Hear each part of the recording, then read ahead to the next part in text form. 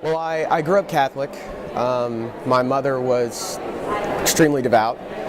My father was Methodist for years, but I guess decided that my mom had the right religion, we'll say. And till about 11 years old, and then when my parents divorced, the social climate of where I live seemed to move more toward the mega church in my town. So we basically went from being Catholic to being evangelical in a span of a few months, which was strange for me because I had grown up, taking communion and obviously, doing the Hail Mary, and it was It's a big change. it was a significant change. Yeah, and then I actually moved overseas when I was 15 with my mother and my stepdad. She was still very Catholic, and I think the first time that I ever started wondering if any of this was real, I lost someone who was extremely close to me. And at that age, I mean, you internalize a lot of things and you don't understand, teenager, kid. I mean, I'm 28 years old, and the things that I've learned in the last year, don't even compare to the things I learned in the previous years. So it was difficult for me understanding why a loving God that I had grown up believing in would allow an 18-year-old pregnant girl to commit suicide. And when I returned to the States, I kind of played around with religion a little bit, here and there. I mostly did it for, I think, the social aspect of it. It was widely accepted in my community. I've met people from my hometown who tell me that they've never met an atheist before, to which I always respond with, you have, you just didn't know it. On September 11th, that Sunday, I actually went to church.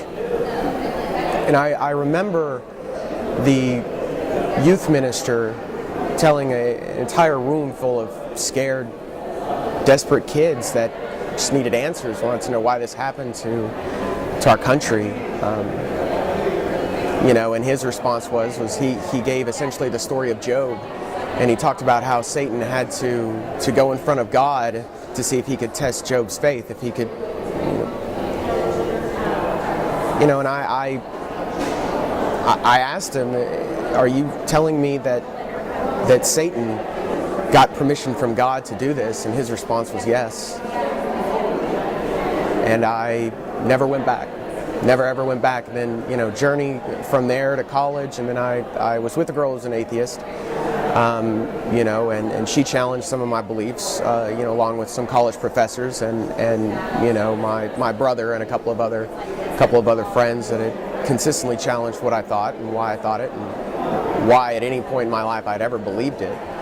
And now I am, I guess what they say, a militant evangelical atheist. So I think personally that for me,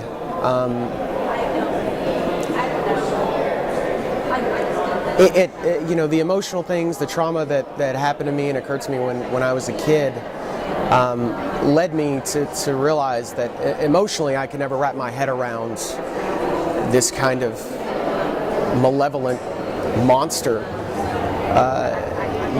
But it was other people who challenged what I thought. It was me seeking out answers, wanting to know if I had a rational justification for believing the things that I did. And through a long period of studying and researching and catching up on my science homework, what I kind of decided was that no, I didn't have a valid, rational reason to believe any of these things at all. To other atheists, people who want to come out of the closet but can't, you aren't alone. There are a lot of us. It is the fastest growing subgroup in the United States of America and one of the fastest growing worldwide. And I don't think you should be ashamed for saying that, no, I no longer believe in fairy tales that I was indoctrinated with as a child. That reason and logic and evidence, sure, they construct a different worldview, but it is significantly more beautiful to know the truth than it is to just hold on to things that make you comfortable. I'm Jared Smith with Atheism Resource. I've been an atheist for 5 years. And remember, we are atheism.